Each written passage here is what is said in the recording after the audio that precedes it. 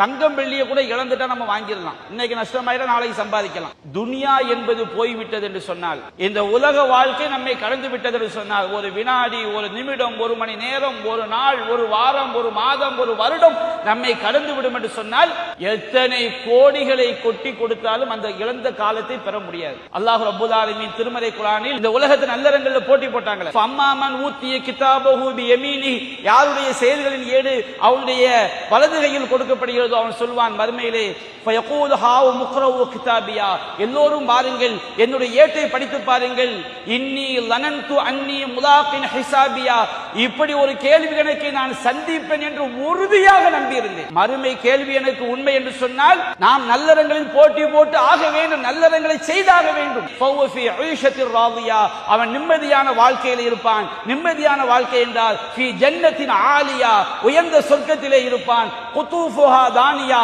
அதனுடைய கனிவர்க்கங்கள் எல்லாம் தாழ்ந்து தொங்கிக் கொண்டிருக்கும். அல்லாஹ் சொல்வான், குலு வஷ்ரபு ஹனீஅம் பிமா அஸ்லஃப்தும் ஃபில் அய்யாமில் ஹாலியா, முந்தைய நாட்களிலே இந்த உலக வாழ்க்கையிலே நீங்கள் முற்படுத்திய ஒன்றுக்காக தாராளமாக உண்ணுங்கள், தாராளமாக பருகுங்கள். நாம் மறுமையிலே இப்படி இறைவன் நம்மை நோக்கி சொல்ல வேண்டுமா?